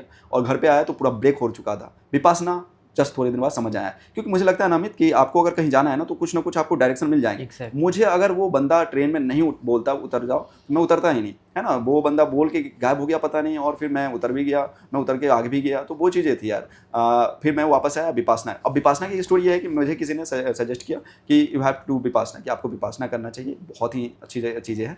तो मैं घर वालों को झूठ बोल के गया कि एसएसबी है। तो घर वाले बोलते अरे एसएसबी, और एक्चुअली घर पे आया था ना, तो मैं खाना पीना नहीं खा रहा था। तो घर वाले को लगा क्या हो गया इसको यार, है ना। और मतलब मम्मी ऐसी है स्ट्रेट फॉरवर्ड कि क्या हो गया तो तू जान, है ना भाई, तू क्यों मुँह फुला रखा है, तू जान। तो इस तरीके से उनका कहानी, तो वो चीज़ें है कि फिर उन्होंने मैंने बोला ठीक है चलो जाओ। तो 10 दिन विपासना होता है। विपासना ऐसी जर्नी थी जो मैं जून में गया और विपासना किया। विपासना में मुझे समझ में आया कि शुद्ध धर्म क्या होता है, जैसे मैं हम लोग जो समझते हैं ना। और एक सबसे यूनिक चीज़ बताता हूँ, आपको हैरानी होगी कि विपासना ऐसा है ना कि आपको क्वेश्चन उठाना जान देगा, है ना। आप खुद क्वेश्चन करने लग जाओगे क्या है। और सबसे पहला, अभी मैं जस्ट प्रेमानंद जी महाराज पे बिलीव करके ही आया था, और अभी इधर आया पहला सवाल दूसरे दिन विपासना का। वहाँ मेडिटेशन होती है, वहाँ पे और कुछ नहीं बोल ही नहीं सकते कि प्रेमानंद जी महाराज क्यों, है ना। तो पहले दूसरे दिन तो वहाँ पे प्रवचन होता है गोयनका जी का। तो उस प्रवचन में ये बताया जाता है जो भी जिस चीज़ पे विश्वास कर रहे हो वो क्या सबके लिए समान है ना। तो मुझे वहाँ पे समझ में क्या आया कि प्रेमानंद जो महाराज हैं वो तो सिर्फ अपने संप्रदाय की बात करते हैं ना, वो राधे राधे बात करते हैं। अब दूसरे दिन इतनी अंदर मुझे वो तलब मची कि लगा कि मतलब क्या कहें यार, ये क्यों प्रेमानंद जी महाराज, ठीक है आप हाँ ठीक है। तो मैं बात कर रहा था प्रेमानंद जी महाराज कि क्यों मुझे इतनी उन पे क्वेश्चन डाउट आ गया कि क्यों प्रेमानंद जी महाराज ही क्यों ये ऐसा कर रहे हैं, क्यों राधे राधे ही क्यों बोल रहे हैं, वो अल्लाह अकबर क्यों नहीं बोल रहे हैं। एक काइंड ऑफ थॉट मुझे चला। तो मुझे लगा फिर तो यार ये रॉन्ग नंबर टाइप का होता ना। तो मेरे मतलब मैं ऐसे मतलब बोल रहा हूँ कैमरा पे, बट इट्स मतलब उस टाइम फीलिंग आई, क्योंकि विपासना आपको सच समझ में आ जाएगा कि सच क्या है, और आपको भाई मतलब समझ में आएगा कि आप क्या हो उस टाइम एट अ टाइम दूसरे दिन। और गुरु जी वहाँ पे आप बोल नहीं सकते हैं ना किसी से बात नहीं, तो आपको लेकिन 1-2 चांस मिलता है कि जो वहाँ गुरु है उनसे आप जाके 1 से 2 लाइन में अपने समराइज क्वेश्चन को आप बोल सकते हैं, मुझे ये प्रॉब्लम है। तो मैंने बोला कि मुझे ये डाउट आ गया। तो बोलते हैं, उन्हें आंसर ही नहीं दिया, बोलते हैं कि वेट फॉर द 7 days। मैंने बोला ये क्या चल रहा है, चौथा दिन मैं उसी आंसर का खोजते लगा, है ना। प्रवचन चलता बट मुझे समझ में आता है क्यों प्रेमानंद महाराज, क्यों मतलब मैं वहाँ, और अपने आप को फाइंड भी करता। 7वें दिन मेरे साथ इतना मैजिक हुआ कि मैंने पूरी लाइफ उस दिन चेंज हो गई। 7वें दिन मुझे खुद ब खुद आंसर मिल गया, है ना, कि प्रेमानंद जी महाराज जो है सिर्फ संप्रदाय की बात नहीं करते हैं, वो सब झूठ का बात करते हैं। आज भी देखोगे तो उनके पास पॉलिटिशियन कम जाते हैं, क्योंकि पॉलिटिशियन ऑब्वियसली बात है कि वो धर्म की बात करेंगे, है ना, वो भाई अपना एजेंडा चलाएंगे, तो उनको थोड़ा सा लगता है कि चलो। तो मोस्टली अभी अपने प्राइम मिनिस्टर गए थे, माननीय प्राइम मिनिस्टर, तो वो लोग जो हैं कि ठीक है अलग लेवल के। मुझे लगा कि इसलिए धर्म के वो करते हैं और वो सब में बिलीव करते हैं। वहाँ देखे होगे आप, मुस्लिम भी जाते हैं, वहाँ पे बहुत सारे लोगों का वेलकम होता है, वो उन्हें बहुत रेस्पेक्टफुल करते हैं। मुझे सब आंसर मिल गया कि क्यों का आंसर मुझे मिल गया 7वां दिन मुझे। आप एक संदीप माहेश्वरी का वो देखोगे तो उन्होंने उसमें वो बोला है, क्या कहते हैं, आपको इनलाइटमेंट हो जाएगी, है ना, वो जो बोलते हैं। तो मुझे तो समझ में आया कि ये बुद्ध भगवान के पहले होता होगा ज़माने में। जब मैंने बुद्ध भगवान को पढ़ा तो मुझे लगा था कि बौद्ध धर्म मतलब बुद्ध भगवान, विपासना मतलब बुद्ध भगवान, लेकिन वो ऐसा कुछ था ही नहीं। वो विपासना आपको सेल्फ रियलाइजेशन दिला देता है, और एक सबसे अच्छी चीज़ कि सेल्फ रियलाइजेशन अगर आप हो गई तो बोला जाता है कि विपासना आपके लिए सक्सेसफुल था। तो 8वें दिन मेरे मतलब गुरुजी ने बोला था कि जिस को जानबूझ के नहीं बोला था, उन्होंने बोला था प्रवचन में कि जिस को लगे कि किसी शरीर के ऐसे भाग से अगर कुछ निकल के जा रहा है, फट रहा है ऐसा कुछ, तो आप समझ रहे हैं ना कि इनलाइटमेंट हो गई। संदीप माहेश्वरी ने भी वैसे ही बोला था कि उनका जो इनलाइटमेंट हुआ था यहाँ से हुआ था। इट मीन्स उनको लगा था यहाँ से कुछ पावर जा रही है। तो विपासना में आपको जब कुछ समझ में आ जाएगा ना, मैं ऐसा बढ़ा के नहीं बोल रहा हूँ, बट बोल रहा हूँ मुझे उस दिन सेल्फ रियलाइज हो गया कि मेरे आसपास वाले मतलब क्या है, कैसे हैं, क्या है। उस दिन मुझे यहाँ बैक साइड में, ये रीढ़ के नीचे बोल सकते हैं, यहाँ से मुझे इनलाइटमेंट हुई। इट मीन्स कि वो बैक से ऐसा उन्होंने बोला था कि फील ऐसा होगा कि फट के हाँ वो हो जाएगा, जैसे मैं पूरा लगेगा कि फट गया। तो मेरी जो भी बॉडी की थी, आईजीवी की थी, मैं ध्यान कर रहा था इधर कि इधर से निकलेगा, लेकिन वो ऐसा ही नहीं होता ही नहीं, क्योंकि जो दिशा आप करोगे उधर होगे नहीं। और इधर से एकदम से 1 मिनट के लिए मुझे लगा कि ये पूरा टूट गया और ये खत्म हो गया, और यहाँ से सारी चीज़ें ऐसे बाहर आ गई। जो इधर दिल में भरा हुआ था ना XYZ कैसे नहीं हुआ, वो फट से निकला अमित। और उस दिन की बात बता रहा हूँ, और आज मतलब उस दिन के बाद मुझे मतलब फेलियर नाम का वही नहीं, failure is the good part यार, फेलियर बढ़िया है। उस दिन समझ में आया कि कोई बात नहीं, जितना हुआ उतना ठीक है, अब आगे स्टेप चालू करते हैं। तो उस दिन मुझे सेल्फ रियलाइजेशन हुआ 8वें दिन, और विपासना के बाद जस्ट आते ही 10वें दिन मैंने वो किया, और मैंने वहाँ से मुनिक का स्टार्ट किया। ये चीज़ें शिव सदा सहायते। कहते हैं कि जो भी होता है अच्छे के लिए होता है, मानो तो शिव भगवान और ना मानो तो पत्थर। बिल्कुल बिल्कुल। ये आपका अपना पर्सनल तजुर्बा था जो आपने यहाँ पे बताया। स्पिरिचुअलिटी का आपके जीवन में बहुत बड़ा रोल रहा। आपके एग्ज़ाम्स के बारे में बात करना चाहूँगा। आपको नहीं लगता कि आप एक लूप में थे, और उस लूप से आप निकले कैसे? आज अगर कोई एंट्रेंस एग्ज़ाम प्रिपरेशन करने वाला बच्चा देख रहा हो, आपको सुन रहा हो, उस लूप से कैसे निकले? क्योंकि एक सपने को छोड़ना बहुत मुश्किल होता है। आप निकल गए, हज़ारों बच्चे नहीं निकल पाते हैं, कोई एक्सट्रीम स्टेप्स उठा लेता है, हम आए दिन सुनते रहते हैं। उन लोगों को क्या बताना चाहेंगे, क्या कहना चाहेंगे उन लोगों को?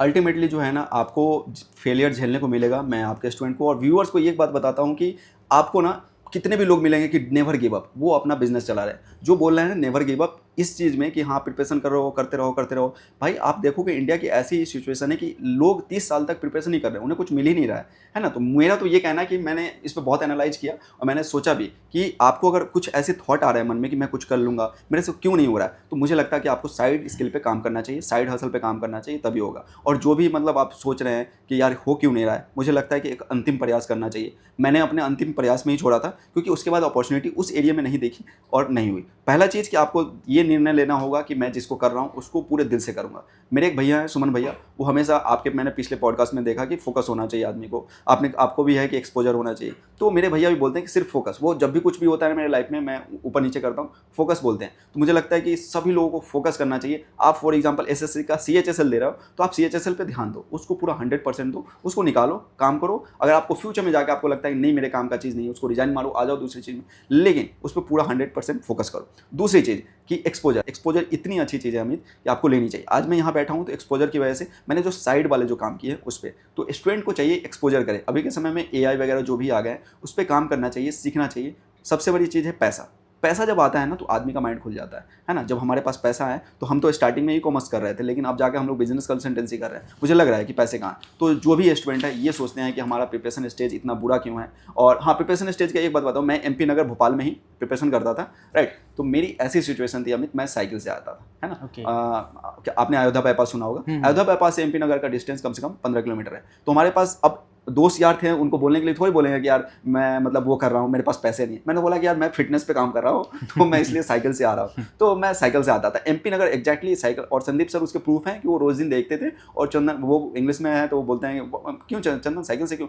Sir I am working on fitness. तो वो थे, लेकिन वो कौन बताए भाई फिटनेस ही गरीबी है। तो हर एक स्टूडेंट का जो भी आप सुन रहे हैं ना, मुझे लगता है ना 100% वो ये फेज करते हैं। या तो उनका एक टाइम का खाना कम होता है, एक टाइम का वो होता है, लेकिन वो करते हैं। लेकिन बस ये है कि आप हार मत मानिए, पहला ऑप्शन। लेकिन आज के समय से देखिए तो दूसरा ऑप्शन एक्सपोजर पे काम कीजिए, वो आपके लिए सही रहेगा। जितना हो सके आप स्किल पे काम कीजिए, स्किल ही आपको पैसा कमा के देगा और पैसा आपको कॉन्फिडेंस देगा, और कॉन्फिडेंस से तो आप दुनिया जीत सकते हो। ये बेस्ट प्रैक्टिकल एडवाइस ये मुझे लगता है कि ये बेस्ट प्रैक्टिकल एडवाइस है कि आप किसी लूप में ना फंसें। अपने जो भी काम कर रहे हैं आप उसको 100% दें, बट एक ऑप्शन भी रखें कि ये नहीं तो क्या।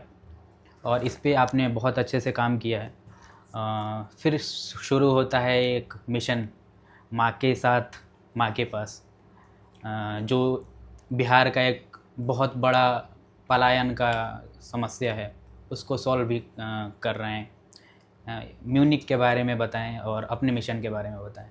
सबसे पहले मेरा मिशन बता दूं तो ऑन कैमरा मैं बोल सकता हूं कि माँ के साथ माँ के पास। एक माँ ऐसी चीज़ है ना कि जिसके पास आप रहोगे ना तो दुनिया का सारा सॉल्यूशन मिल जाएगा। मेरी माँ भले ही पढ़े लिखे नहीं है, लेकिन उनको लगता है ना, मैं वो बिज़नेस की इतनी नॉलेज है उनको पता है कि कौन से रुपए कितने में लाने हैं और कौन सा सामान को कितने में बेचने हैं। तो सी नो बेटर बहुत अच्छे से पता है। तो मुनिक का मैंने जैसे बताया कि विपासना के बाद ही मैंने आके स्टार्ट किया। मम्मी से मैंने एज ए कैजुअली, क्योंकि मैं ऑलरेडी ऐसा फेज में था जहाँ पे रिजेक्ट होकर के अपने मन का, क्योंकि मैंने ही बोला था पेरेंट्स को कि मैं प्रिपरेशन करूँगा, अब उसमें भी फेल हो गया, मैं ये करूँगा उसमें भी फेल हो गया, मैं ये करूँगा, मैं फिर से एक बार स्टेप ले रहा हूँ। और हाँ, ये बता देता हूँ कि आपको स्टेप तो लेना पड़ेगा, हर एक लाइफ में स्टेप लेना पड़ेगा। अगर आप गिर जाते हो, उस लूप होल से गिर जाते हो, फिर भी आपको एक स्टेप लेना पड़ेगा। जस्ट मैंने बात किया एक दिन मम्मी से, मम्मी मैं चाहता हूँ कि अपने जो दुकान का सामान है, क्योंकि मम्मी मानती नहीं अगर उनको मैं चीज़ों को ऐसे घुमा के नहीं बताता, क्योंकि आपको ऐसे टेढ़ी उंगली करनी पड़ती है। मम्मी को जस्ट मैं उनके पैरों पे बैठ के बोला, लिटरली बता रहा हूँ, मैं पैरों पे बैठ के, मम्मी एक बात बताएं यार, मम्मी मेरे को ऑनलाइन बिजनेस स्टार्ट करना है और मैं ऐसा ऐसा प्लान कर रहा हूँ कि पहले स्टार्टिंग में अपने शॉप का दुकान रखूँगा और वो करूँगा। तो उस टाइम नाम डिसाइड नहीं हुआ था। मम्मी बोला कि ठीक है चंदन करो, लेकिन अपना पढ़ाई ध्यान रखना, क्योंकि मम्मी पढ़ाई को लेकर बहुत वो रहती है, क्योंकि वो खुद नहीं पढ़ी है, लेकिन वो मार मार के पीट पीट के सबको पढ़ाती है कि भाई पढ़ो पढ़ो, और पढ़ाई से ही है सारी चीज़। उस दिन मैंने सोचा ठीक है। फिर मैंने थोड़ी बहुत टीम है, हमारे टीम मेंबर्स है, जैसे मैं रंजन है, बिट्टू हैं, विश्वजीत हैं, ये लोगों ने मतलब मैं इन सबको बुलाया, चलो भैया आओ करके। तो उन्होंने बताया कि कैसा कैसा है, मैंने उनको प्लान समझाया। सबसे पहले तो मैंने अपनी प्लान समझाई, उसमें इतनी कॉम्प्लेक्सिटी थी कि वो इंडिया लेवल पर पहुँच ही नहीं सकती थी। मैंने बोला कि ठीक है, फिर भी मैंने शेयर किया। सबसे पहले मैंने डॉक्यूमेंटेशन वगैरह तैयार किया, और अब बात चली कि नाम पे, तो मैंने स्टार्टिंग में सोचा था चंदन इंटरप्राइजेज रख देता हूँ, है ना। तो हमें जब उस टाइम नॉलेज आया कि कुछ ट्रेडमार्क का भी इशू आएगा, फ्यूचर में आपको मिलेगा नहीं, है ना। तो मैंने सोचा क्या रखें, मैं माँ से बहुत इंस्पायर हूँ, तो मैंने सोचा कि चलो यार ऐसा है कि मम्मी का नाम रखते। तो पहले मैं मुन्नी रखा, ठीक है, मुन्नी करके। तो मुझे समझ में नहीं आ रहा मुन्नी क्या रखें, मुन्नी इंटरप्राइजेज रखते हैं, है ना। तो मैंने फिर अपना सोचा कि मैं मिक्स करता हूँ। तो आज भी ये चीज़ें बहुत ही वो है सीक्रेटली कि ये नाम कैसे मतलब इतना यूज हो गया। और मैंने मुनिक को, जैसे मम्मी का नाम था मुनी और मेरा नाम था चंदन, तो मुन्नी को मुनिक कर दिया। और मुनिक इंडिया में कोई जगह ही नहीं है, कोई चीज़ ही नहीं है। एक मुनिच करके एक जगह है जो कि वो देश का नाम है। तो मुझे ये अजब फील हुआ। और मुनिक वो भी हो रहा था क्योंकि हम लोग पूजा से कैटेगरी से कर रहे थे। मुनिक मतलब ऐसा फील हुआ था कुछ मुनि उनी टाइप का है, तो वो था, नेम का ये था। और माँ के साथ वाला तो कंडीशन ये है कि बिहार में जब अभी रिसेंटली अभी इलेक्शन चल रहा था, तो वो राजनेता का नाम तो नहीं लूँगा, लेकिन उनका ये पर्पस था कि प्लान रोका जाए बिहार में। और मुझे लिटरली मानना है कि प्लान रोकना चाहिए बिहार में। मैंने बीच में अपनी जो न्यूज़ में मैं भी आया था थोड़े दिन पहले, तो उसमें मैंने ये भी डाला था कि आपको प्लान रोकना है बिहार में, तो आपको अपने यहाँ काम करना पड़ेगा इंडिया लेवल। और बिहार में अमित इतनी अपॉर्चुनिटी है, इतनी ज़्यादा कि आप कह नहीं सकते, सिर्फ आपको सिस्टम बनाने की ज़रूरत है। हम गाँव में आज भी बैठ के हम लोग इतने अच्छे ऑपरेट कर रहे हैं कि मैं बता नहीं सकता। और उसके बाद माँ के पास की बात यह है कि मुझे सुकून मिलता है, कि मुझे लगता है कि ये आप अल्टीमेटली, मेरा ये मानना है कि मे भी हो सके और कोई अलाइन ना करे, कि अगर आप दुनिया में किसी कोने में चले जाओ, कॉर्पोरेट जॉब कर लो आप, है ना, लाख रुपए कमा लो, महीने की 2 लाख कमा लो, बट अल्टीमेटली जो सुकून आता है ना आपको घर पे आता है। तो क्यों ना कुछ ऐसा चीज़ किया जाए अपने स्किल के साथ जो कि आपको पूरे इंडिया लेवल पे करे, और सुकून शाम आप अपने माँ के साथ खाना खाएं, है ना। ये चीज़ का थोड़ा स्टार्टिंग में था। तो मम्मी को तो ये सब चीज़ें लगता था कि यार पॉसिबल भी है कि नहीं है। तो मैंने बोला कि हो जाएगा। धीरे से मैंने स्टार्ट किया। और उस दिन बस मैंने सिर्फ अपने ओपनिंग में मम्मी को बुलाया, पापा को बुलाया, एक दो दोस्त लोग थे, रिबन कट किया, एक फॉर्मेलिटी के लिए 10 अगस्त को मैंने चालू किया। तो वहाँ से स्टार्ट हुई और धीरे धीरे मैंने इसको वो किया। बीच में मैंने डाला कि आपको हम लोग प्रोवाइड भी करेंगे कुछ पैसे अगर आपका इंटरेस्टेड है, क्योंकि हमें टीम चाहिए थी और फिर मम्मी ने बहुत ही ज़्यादा ज़ोर से हेल्प किया, क्योंकि उनको भी लगा कि लड़का कुछ करेगा। और स्टार्टिंग में बहुत ज़्यादा ऑर्डर्स आने लगे, मतलब हम लोगों ने 30 दिन में कम से कम कंप्लीट कर दिए थे 150 से प्लस ऑर्डर्स। हमने स्टार्टिंग में कपूर रखा था। कपूर का क्या हुआ था कि हमने सोचा था कि कपूर एक ऐसा प्रोडक्ट है जो नॉन नीटेबल है और उस पर हम लोग सिर्फ अपना नाम चिपका सकते हैं, और वो है हम लोग रात को बैठ के 2 बजे उसका वो कट कर रहे हैं ना, लेबल है ना, इस पे जैसे हम फॉर एग्जांपल इस पे लगाना है तो इस पर हम लोग लेबल कट कर रहे हैं रात के 2 बजे हमारी टीम, और उसको चिपका रहे हैं, और सुबह का जो ऑर्डर है उसको हम लोग रिप्लेस कर रहे हैं। हमारे जब स्टार्टिंग आप प्रोडक्ट देखोगे ना, इतने कचरे प्रोडक्ट थे, लेकिन स्टार्ट तो करना था, मुझे लगता है कुछ भी चीज़ है स्टार्ट करना था, और वो समय था। फिर उसके बाद हम लोगों ने 2 से 3 महीने में हम लोगों ने अच्छी खासी सेल की। फिर एट अ टाइम हमें लगा कि मेरे लिए किस्मत, मेरे ऐसे हाथ पे लगता है ना कि मेरे सर पे ऐसा है हाथ किसी का, तो वो मम्मी का हाथ था। मुझे लगता है कि उन्होंने अल्टीमेटली इंटेंशनली उन्होंने पुश किया मुझे कि करो करके, और उनका ही रहा है। इसलिए मुझे लगता है कि यही मेरा मिशन है। इंडिया के हर कोने में मैं कहीं पहुँचूँ नहीं पहुँचूँ, मुझे लगता है बिहार के जितने भी बंदे हैं ना, स्पेशली नॉट बिहार, गाँव के जितने बंदे हैं, ये ना सोचे कि वो गाँव में बैठ कर कुछ नहीं कर सकते। मैं आपके सामने अगर बैठा हूँ तो गाँव से ही बैठ के किया हूँ, है ना। अगर मैं कुछ इंजीनियरिंग करके जॉब करता तो अभी इसके सामने नहीं आता। इसलिए कुछ यूनिक करना है तो आप अपने घर से स्टार्ट करें, ठीक है, आप कहीं ऑफिस ले लें, कुछ भी करें, लेकिन आपको अपने स्पेस में काम करो। और इसमें शर्म ही नहीं करना चाहिए कि मैं यार गाँव में रह के काम कर रहा हूँ। गाँव में रह के अभी बहुत सारे लोग करोड़पति हैं, बहुत सारे लोग कुछ कर रहे हैं, बस आपका एग्जीक्यूशन सही होना। एक और बहुत सारी फेमस लाइन रहती है कि आपका इन्वॉल्वमेंट सही होना चाहिए। आई नो इन्वॉल्वमेंट सही होना चाहिए, है ना, लेकिन आप इन्वॉल्वमेंट बना भी तो सकते हो ना, है ना। मैं वो ऐसा लड़का हूँ गाँव का जो वहाँ पे कोई जानता ही नहीं। मेरे 20 किलोमीटर एरिया में कोई ई कॉमर्स था ही नहीं। सो आई वॉज मतलब कैसे होगा करके, लेकिन मैंने पहली बार फ्लिपकार्ट को, अमेजोन ऐसी बड़ी कंपनी है जो आपको डोर स्टेप पे कभी भी आएगी नहीं, पार्सल पहुंचाने आ जाएगी, लेने कभी नहीं आएगी। उनका 100 रुपये कॉस्टिंग लगता है ना। तो अमेजोन वाले को हम लोगों ने बुलाया अपने लोकेशन पे, ये हमारे लिए बहुत बड़ी अचीवमेंट थी। वो सिर्फ मेरे प्रोडक्ट को लेने के लिए आते थे हमारे गांव में 20 किलोमीटर अंदर। तो उस दिन मैंने सोचा कि जब ये चीज़ हो सकता है, हमारे अमेजोन हमारे यहाँ आ सकता है, तो हम लोग कुछ भी कर सकते हैं। उसके बाद जो हम लोगों ने खेला वो फिर तो बहुत ही लेवल का था, और मतलब बहुत अच्छे लेवल का था। फिर बीच में इतनी ब्रेकडाउन हुई, हम लोगों ने थोड़ा सा सोचा कि पॉलिटिकली चले जाते हैं, थोड़ा सा नेता लोगों से कनेक्ट करके अपनी थोड़ी फोमो करते हैं, लेकिन वो अल्टीमेटली गलत था, क्योंकि गलत करोगे तो गलत ही होगा। तो वो चीज़ था ही नहीं, क्योंकि हमें बिजनेस करना है, पैसा बनाना है ना। पॉलिटिक्स में तब जाएंगे जब हम बहुत पैसे लंबे कमाएंगे। तो इस तरीके से तो वहाँ से स्टार्ट हुआ था, और अभी इस फेज में है कि जहाँ पे हम लोग बिजनेस कंसल्टेंसी देते हैं और मनी करते हैं। लेकिन फ्यूचर का प्लान यही है कि जो भी बंदे हैं बिहार के जो एजुकेशन ले रहे हैं वो अपने साथ में कुछ काम करें, घर से ही ई कॉमर्स से स्टार्ट करें। ई कॉमर्स या बहुत सारे ऐसी चीज़ें, स्किल तो इतने हैं पूछो मत, उसको स्टार्ट करें और अपने माँ के पास रहे, काम करें, घर का खाना माँ के साथ खाएं, बस ये चीज़ है। सो अभी आपका रेवेन्यू क्या है म्यूनिक का, और आप कैसे फंड कर रहे हैं खुद को? आपने कोई फंडिंग उठाई है, आप अकेले कर रहे हैं? ठीक है, इसमें 2 सेक्शन में बात करते हैं। जैसे मुझे पता था कि इसमें पैसे की ज़रूरत पड़ेगी, तो स्टार्टिंग में तो मैंने पेरेंट्स से कुछ पैसे लिए थे, मतलब 1 लाख 2 लाख करके ऐसे करके। तो स्टार्टिंग में जो पैसे लिए थे उसको मैंने इन्वेस्ट किया था, और उसका रिटर्न बहुत कम आया, क्योंकि हम लोग स्टार्टिंग में प्रैक्टिस कर रहे थे कि कौन सा प्रोडक्ट हमारा चलेगा। ठीक है, तो बात करें रेवेन्यू का, तो जो हम लोग सेल करते हैं उसका जो भी कट कुट के आता है वो हम लोग यहाँ पे अपना पैसा लेते हैं। लेकिन बात किया जाए ई कॉमर्स में, जो पैसा आता है आपको दिखता नहीं, क्योंकि वो 14 दिन बाद आता है। ई कॉमर्स का ये थोड़ा सिस्टम है, 7 से 14 दिन के बीच में। तो हमें बीच में कुछ ना कुछ करना था कि हमारे जेब में पैसे होने चाहिए लगाने के लिए। अगर हम कोई प्रोडक्ट बेच रहे हैं फॉर एग्जाम्पल ये, तो इसके लिए हमें पैसे होने चाहिए बेचने के लिए। तो हमने कंसल्टेंसी स्टार्ट की, क्योंकि मुझे पता चला इंडिया में इतना लूप होल है कि आप लीगल कंसल्टेंसी देने के लिए बहुत जो हिचकते हैं। किसी को जीएसटी बनवाना है, किसी को कोई भी बिजनेस बनना है, जैसे में आपका ये है तो आपको प्राइवेट लिमिटेड बनाना है, ट्रेडमार्क कराना है, इसमें बहुत ही कम वो है और अपॉर्चुनिटी बहुत ज़्यादा है। तो हमें सीधा पैसा दिखा इसमें कि पैसा बहुत अच्छा है। कंसल्टेंसी का है, आपको बस बात करने आना चाहिए, नॉलेज होना चाहिए और ट्रस्ट होना चाहिए। सबसे पहले मैंने फेस वैल्यू बनाया इंस्टा पे, इंस्टा से मैंने बताया यूट्यूब से मैं फेस वैल्यू बनाया मैंने अपने कम्युनिटी में।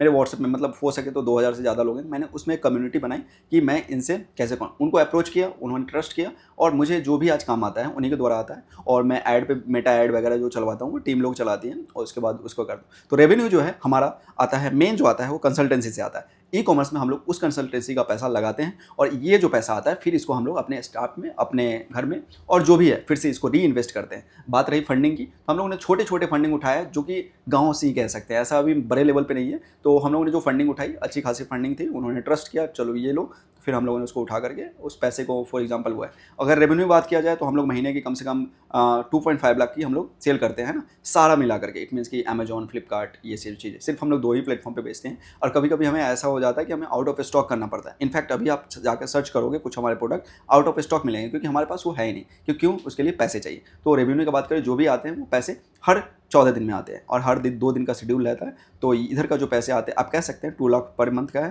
ठीक है, जिसमें से हमें अगर ई-कॉमर्स में अगर सही साट अगर सब चीज़ जमता है तो आपको बन जाती है 20-30%। तो उसमें आपको मैनेज करना है और बाकी बात कंसल्टेंसी का जो पैसा आता है वो आपका पूरा पैसा आता है, उसको हम लोग इसमें इन्वेस्ट करते हैं, ये है। और हम लोग फंडिंग की बात करें तो अभी हम लोग उतने बड़े लेवल पे सोच नहीं रहे, क्योंकि हम लोग सोच रहे हैं कि कोई एक अच्छा सा चीज़ मिल जाए, प्रोडक्ट मिल जाए, हम लोग अपनी मैन्युफैक्चरिंग डाल लें, उस मैन्युफैक्चरिंग के लिए मतलब हमें फंडिंग की ज़रूरत पड़ेगी इस तरीके से। आपने अभी कहा यूनिकनेस की बात, आपको कुछ यूनिक करना चाहिए, यूनिक होना चाहिए। उस यूनिक बनने में जो पीयर प्रेशर आता है, जो सोसाइटी का प्रेशर आता है, जो आसपास के लोग कहते हैं, ऑब्वियसली प्रैक्टिकली हम बात करेंगे, आप भी बहुत इफेक्ट हुए होंगे। उस माइंडसेट को कैसे अचीव करें कि वो असर ना करे? यूनिकनेस तो बात करें कि हम बिहार में ऐसे सिचुएशन थी, सूप को कोई पूछता नहीं था, है ना, सूप यार ठीक है, सूप को हम लोग डोम समुदाय होता है बिहार में, डोम समुदाय के पास ऑब्वियसली बहुत लोग जाना ही नहीं चाहते। हम अगर ट्रुथ बताएं तो हम ऐसे लड़के थे कि मुझे पता नहीं अपॉर्चुनिटी दिखा कि ये सूप को मैं इंटरनेशनली बेच सकता हूँ, नेशनली। हमने अपने सूप को इंटरनेशनली भी भेजा है, न्यूजीलैंड और इंग्लैंड इन सब जगहों पर भेजा है अमेजोन के थ्रू।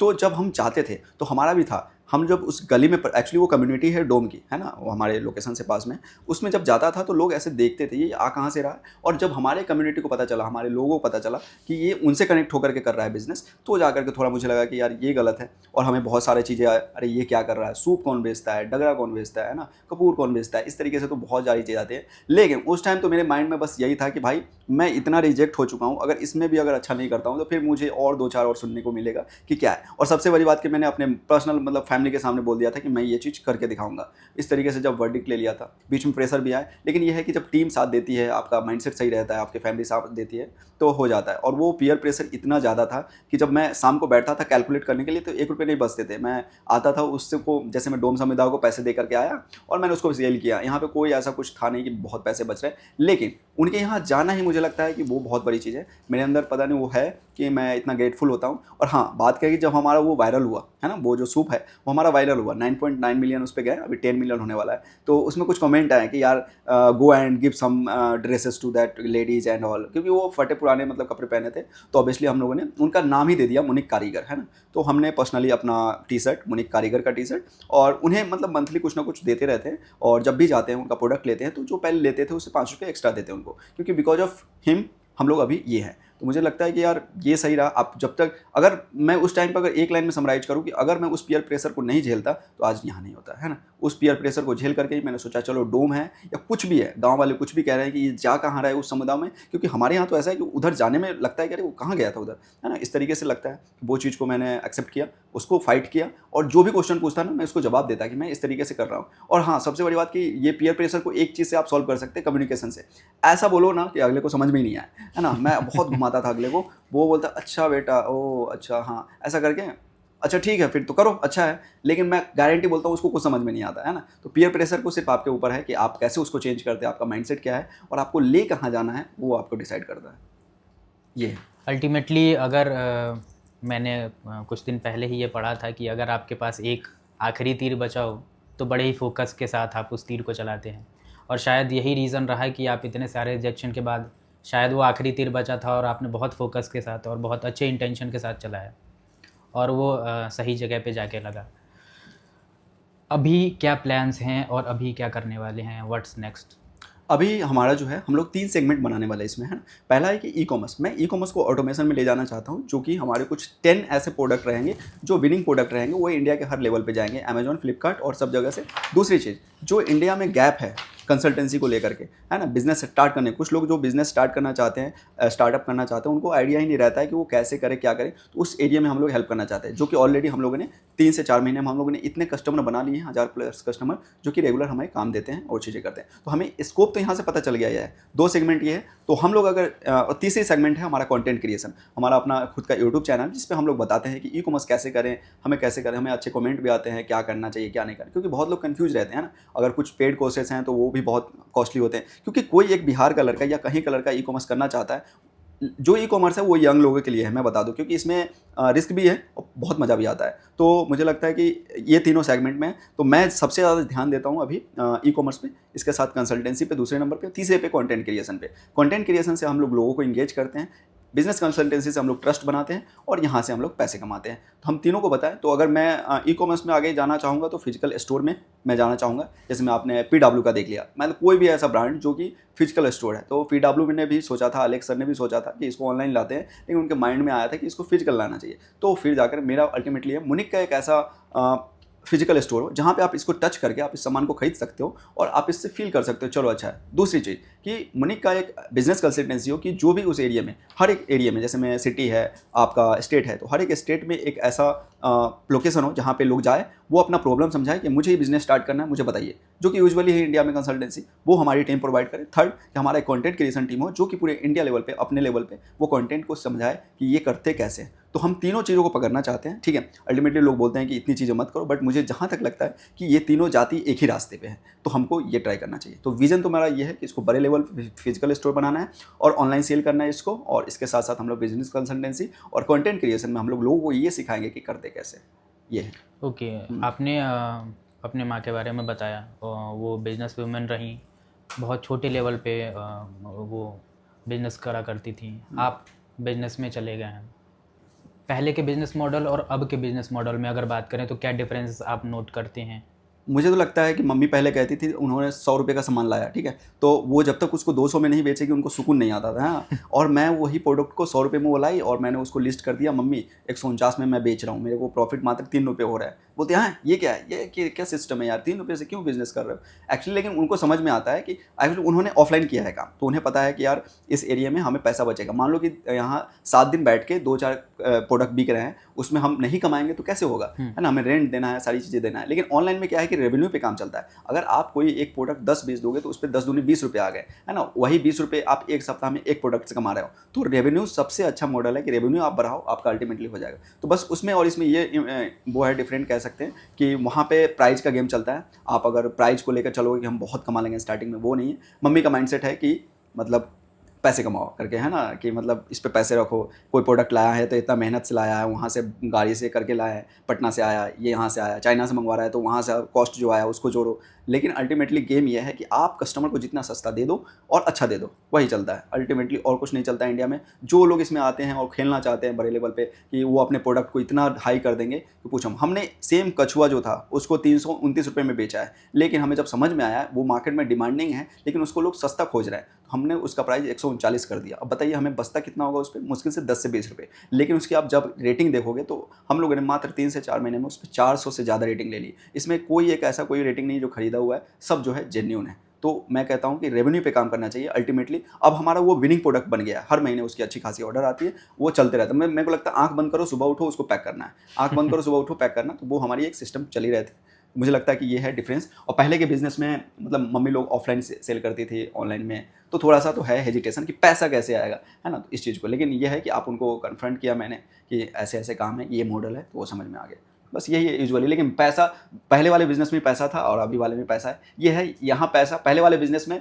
हार्ड वर्क पे पैसा था, लेकिन अभी स्मार्ट वर्क पे पैसा। आप ऐसे सिस्टम में बैठ के दिन के आप 15 मिनट में आप 2000 रुपये कमा सकते हो, है ना, 10 मिनट में आप बहुत पैसे कमा सकते हो। मैं तो ऐसे ऐसे चीज़ें अब समझ चुका हूँ कि मतलब आपको ज़रूरत ही नहीं पूरे दिन काम करने की, है ना, तो आपको एक वर्क कल्चर होता है। आप सिस्टम सा बैठ के आप 15 से 10 मिनट में आप पूरे दिन की जो चार्ज है कर लो, फिर उसके बाद आप अपना काम करो। तो ये होता है स्किल डेवलपमेंट, ये चीज़ें। बदलता ज़माना है और एआई का ज़माना है।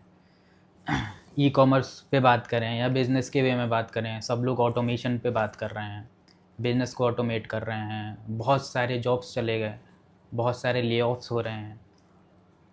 ई कॉमर्स स्टार्ट करने में एआई का इस्तेमाल कैसे करें और क्या क्या टूल्स हैं या क्या आप रिकमेंड करेंगे जिसको लोगों को एक्सप्लोर करना चाहिए? जो आपने एक्सप्लोर करने की बात कही, एआई को सीखने की बात कही, क्या स्किल्स हैं जो एआई के अराउंड सीखा जा सकता है और एक अच्छा बिजनेस बनाया जा सकता है? ओके, फॉर एग्जांपल ये हमें चश्मा बेचना है ना, तो पहला दिन एक्चुअली मैं चैट जीपीटी और इन सब चीज़ों में बहुत ही एक्सपर्ट था। हमारे फ्रेंड थे, उन्होंने मुझे सिखाया था, इस चीज़ों में इतना एक्सपर्ट था। और एआई आपका गेम चेंजिंग हो सकता है। आज मैं पैसे कमा रहा हूँ तो कहीं ना कहीं एआई का ही हेल्प है। मैं इसको फोटो लेता था मोबाइल से। एक्चुअली ई कॉमर्स ऐसा है कि उसमें आपको मॉडल की ज़रूरत पड़ती है, आपको फिजिकली उसको ऐसे दिखाना होगा तभी ये सेल होगी, इसको पहन के दिखाना होगा तब सेल होगी, है ना। लेकिन हम एआई आने के बाद हमारे गेम चेंज होंगे। पता नहीं हमारे ऊपर बोला ना ऐसे वाले हाथ रहता है, वो उसी टाइम एआई आया, चैट जीपीटी आया, मैंने इसको डाला, एक काम किया। और एआई तो मुझे लगता है ना, आप उसको कैसे भी बोल दो वो समझ में जाता है। मैं लिखता था कि एक काम करो, इसको ना किसी वुमेन को पहना दो, मैं जो बोल रहा हूँ वही लिखता था, इसको किसी को वुमेन को पहना दो और एक काम करना, इस पे ना थोड़ा शाइनिंग रखना और वुमेन को थोड़ा अच्छा बनाना है ना, और साइड में ये रखना वो रखना, फट से रिजल्ट आ जाता था। और 4-5 इमेज एक्चुअली आपको वो करके रखना पड़ता है एआई के मतलब उस पर। और हमारा जो अभी कछुआ है वो एआई से ही बनाया हुआ है, हम लोगों ने फिजिकली उसको कभी देखा ही नहीं था। जब मार्केट में गए थे तो मार्केट में वो अवेलेबल ही नहीं था, बस हम लोगों ने साइड से आइडिया लगा के और गूगल पे जो भी कछुआ थे उसको लेकर के हम लोगों ने एआई से इमेज बनवाया था। और वो आज आप जाके जैसे ही सर्च करोगे ना, इतना अट्रैक्टिव बना हुआ है वो, एआई की वजह से वो टॉप में है और बेस्ट सेलर आज भी है। आज सुबह ही मैंने उसको स्टेटस चेक किया तो वो बेस्ट सेलर में है।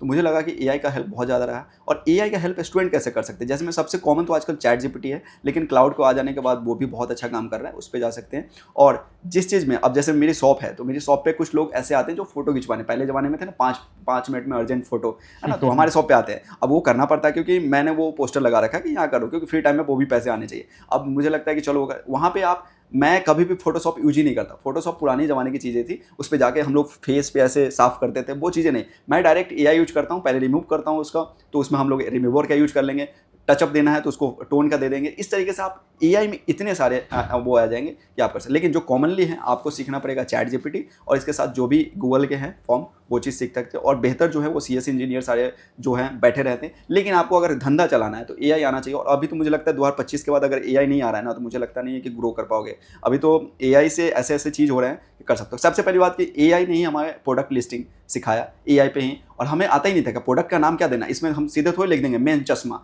है ना, हम लोग वहाँ लिख के जाते थे। एक काम करो, मेन चश्मा को किस कैटेगरी में कैसे कैसे लिख सकते थे, वो हमें एक फॉर्मेट देता था कि इसको लिख दो ये सही है, और उसमें भी लिखते कि इसमें बेस्ट कौन सा है, तो वो हमें लगता है कि फिल्टर कर देता है चैट जीपीटी। और कोई भी एआई हो तो बहुत अच्छी चीज़ है यार। मतलब एआई आप करोगे ना यूज, तो मतलब कोई भी स्टूडेंट वो उसको एआई तो सीखना ही चाहिए पर्सनली काम में, और मतलब क्या कहते हैं प्रोफेशनली में। एआई अगर वो स्टूडेंट है प्रिपरेशन कर रहा है तो उसमें आप यूज कर सकते हैं। जैसे मैं कि हाँ कैसे क्या करें, कैसे आप शेड्यूल बनाएं अपना, उन चीज़ों को लेकर के हम तो एआई से इतना तक करवा लेते हैं, अपने हिसाब कैलकुलेशन करवा लेते हैं ना। हमारा जो मंथली अभी भी मैं आया था तो मैं 20 तारीख तक मैं 19 तारीख तक का सोचा कि सारा चीज़ क्लियर करके रखूँ कहीं भी। तो मुझे लगा कि इस मंथ का क्लियर करना चाहिए, तो मैंने एआई को ही दे दिया, क्योंकि मेरे पास समय नहीं था, मुझे आना था। तो आपने कॉल किया तो इस चीज़ को लेकर मैंने एआई से ही सारा काम करवाया।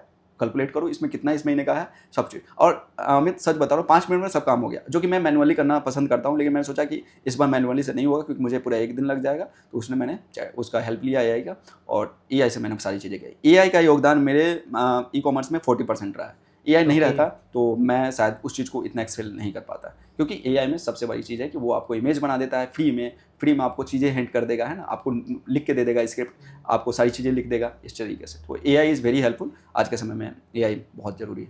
सो काफ़ी स्टूडेंट्स देख रहे हैं, कोई बिजनेस करना चाह रहा है, कोई यूनिक बनना चाह रहा है, कोई कुछ इंजीनियरिंग छोड़ के कुछ करना चाह रहा है, रिस्क है। उस रिस्क का मैनेजमेंट कैसे करें और क्या रिस्क लेना सही है, किस लेवल तक रिस्क ले सकते हैं, आपके क्या सजेशन होंगे उस स्टूडेंट को या उस किसी भी व्यक्ति को जो कोई चीज़ छोड़ के आ रहा हो, जो कुछ बना बनाया हो? देखिए यहाँ पे 2 चीज़ें हैं। आपने बहुत सारे मूवी में सुना होगा कि रिस्क है तभी रिस्क है, क्योंकि आप जब रिस्क लोगे ना तभी आपको समझ में आया। स्टूडेंट है आप साइड हसल कर सकते हैं, साइड हसल में आपको रिस्क लेने की कोई है ही नहीं, क्योंकि इंडिया में कोई ऐसा बिजनेस बचा ही नहीं जो कि पहले से प्रूवन नहीं हो। उसका ये है नहीं कि मतलब उस पर कोई किसी ने काम नहीं किया। जैसे हमने ई कॉमर्स स्टार्ट किया तो ऑलरेडी ई कॉमर्स चल रहे थे, बस हमने उसमें थोड़ी सी यूनिकनेस खोजी। आपको खोजना क्या है, यूनिक। जो भी चीज़ यूनिक है ना, आप चम्मच बना दो उसको यूनिक बना के बेच सकते हो। इंडिया में इतना पोटेंशियल है, इसलिए रिस्क लेना थोड़ा सा ज़रूरी है। मुझे लगता है रिस्क नहीं लेंगे तो फिर काम भी नहीं होगा। आप स्टूडेंट है, जॉब लाइफ में है, और जॉब लाइफ वालों के लिए तो स्पेशली आपको लेना ही पड़ेगा। अल्टीमेटली जब ये चेयर पर बैठ के आप वर्क कल्चर में आप थक जाओगे ना, तो आप सोचोगे कुछ अपना करने का। तो मुझे लगता है कि अपने साइड बाई साइड स्किल को करना पड़ेगा और उसे रिस्क लेकर के, या तो कोई भी आप कीजिए। मैं तो जब रिसर्च कर रहा था तो 1200 ऐसे मैंने लिस्ट निकाले कि 1200 एरिया हैं जहाँ पे आप जा सकते हैं। हम लोग सिर्फ सोचते हैं डॉक्टर, इंजीनियर, ये सारी चीज़ें बनने का, बट मैंने 1200 कैटेगरी मैंने यहाँ तक किया था कि जैसे मैं आप कभी कभी देखा होगा कि लकड़ी को खोद के हम लोग एक आर्ट बनाते हैं। मैंने तो उस तक में रिसर्च किया है, तो एक्सप्लोर किया है। तो मैं ट्राई करूँगा कि मैं PDF डाल दूँ आपको, है ना, तो उस PDF में बच्चे देख सकते हैं कि उसमें वो सिर्फ डॉक्टर इंजीनियर नहीं, 1200 ऐसे कैटेगरी हैं जिसमें वो जा सकते हैं। तो वो जाके वहाँ से फ्री में देख सकते हैं, उसको समझ सकते हैं कि मैं क्या इसमें सही हूँ। तो रिस्क लेना पड़ेगा, और उन सारी चीज़ों को 30 दिन तक आप कीजिए। हमने उसमें फॉर्मेट भी बना रखा है कि कैसे करना है, क्या करना है। तो 30 दिन तक आप उसको कीजिए। 30 दिन रिस्क लेने में कुछ है नहीं, और risk is better than regret, you know. हाँ, 5-10 साल पहले के चंदन को आपको अगर कुछ बोलना हो आज के दिन में, आप क्या बोलेंगे उनको? मैं तो उनको बोलूँगा कि भाई रिस्क ज़रूरी है यार, है ना? क्योंकि और ये है कि अगर मैं उस वाले चंदन को बोलूँ तो ये बोलूँगा कि हिम्मत मत हारना, हिम्मत बहुत ज़रूरी होता है। अल्टीमेटली सिर्फ आप ही अपना साथ दे सकते हो और कोई नहीं देगा आपके फैमिली के अलावा और जो भी रहेंगे आपके दोस्त यार के अलावा। और हाँ, ग्रेटफुल होना जी, क्योंकि जो मैंने अपने आप से सीखा वो ग्रेटफुल होना सीखा कि आपको किसी भी चीज़ को लेके ग्रेटफुल, आपके पास एक चम्मच से आप खा रहे हो ना, आप खाना खा रहे हो तो उसके लिए भी ग्रेटफुल होना चाहिए इस चीज़ को। बट एक चीज़ वो सजेस्ट करेंगे कि जितना हो सके भाई आप लोग स्किल पे काम करो, आप स्किल से पैसे कमा सकते हो। ज़रूरी नहीं कि आप इंजीनियरिंग के बाद किसी कोर्स के बाद ही पैसे स्टार्ट करो, आप उस कोर्स में रहते हुए भी आप स्किल सीख करके पैसे कमा सकते हो। सिंपल सा बता सकता हूँ, जैसे में एआई है, ये सारी चीज़ें।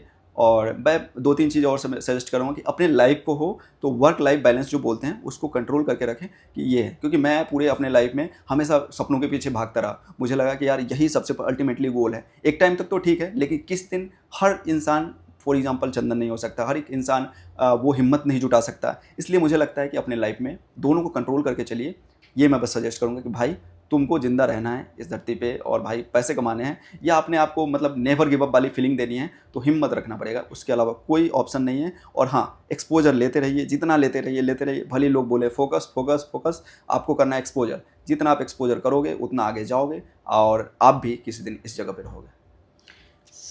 मैं चूँकि जितने भी हमारे गेस्ट आते हैं, एक सवाल मेरा बहुत कॉमन होता है जब भी मैं अपने बातचीत को कंक्लूड करता हूँ। ये सवाल मैं अक्सर पूछा करता हूँ, सक्सेसफुल होना कुछ साल पहले क्या था, आज क्या है, और किस तरीके से आपका डेफिनेशन चेंज हुआ है सक्सेसफुल होने का?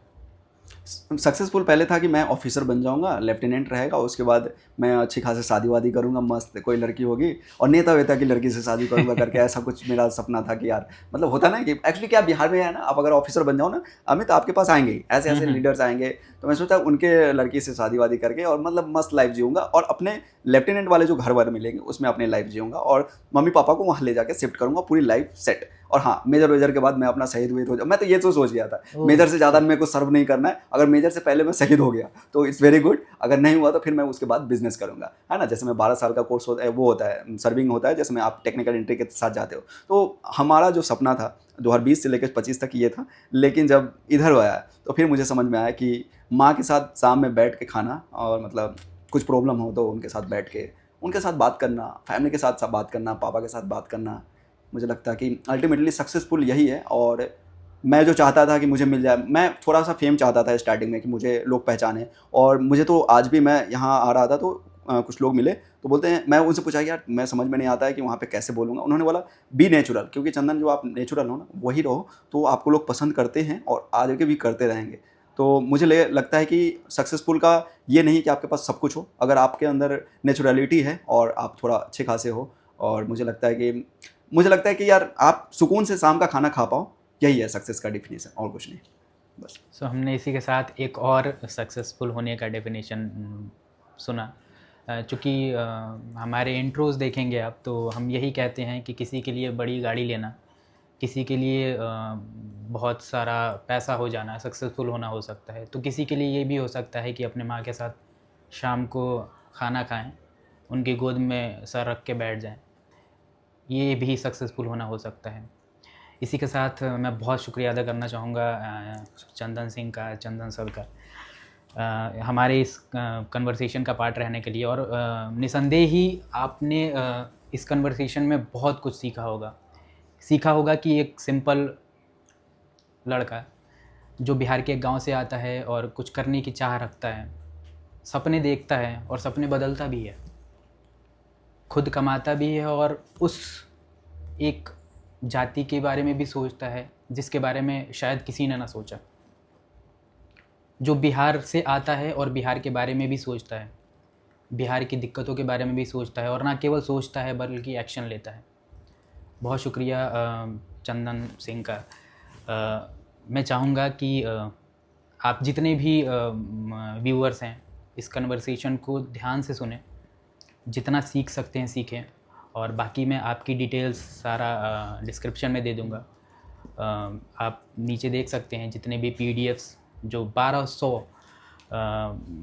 फील्ड्स के बारे में बात करी। कोई डॉक्टर, इंजीनियर, मर्सिडीज़ चला सकता है तो एक ई-कॉमर्स बिजनेस करने वाला भी चला सकता है और उतना ही सक्सेसफुल फील कर सकता है। इसी के साथ बहुत बहुत शुक्रिया। Thank you so much Amit यार, मुझे तो बहुत अच्छा लगा यहाँ पे पहली बार आकर के, और मतलब आप लोगों का काम भी बहुत अच्छा है, और मुझे लगता है कि आपके थ्रू अगर कुछ लोग जो कि जिस स्टेज में हैं वहाँ पे आकर के कुछ शब्दों से सीख जाते हैं तो मेरे लिए वही अच्छा रहेगा। और thank you so much for calling me. एक तो मैं दिल से इसलिए धन्यवाद दूंगा कि एक ऐसे लड़के को आपने बुलाया जिसको सुनते बहुत लोग हैं, लेकिन पहली बार एक अच्छे प्लेटफॉर्म से सुनेंगे तो उन्हें थोड़ा सा यकीन तो ज़रूर हो जाएगा। और किसी का यकीन होना हो, मैंने तो बताया कि अपने माँ बाप को यकीन होना चाहिए कि उसका लड़का कुछ तो कुछ कर ही रहा है ना। तो मैं आपके भी वेल बेसिस देता हूँ, और thank you so much thank you दिल सो से कि मच। यार आने के थैंक यू लिए। So much.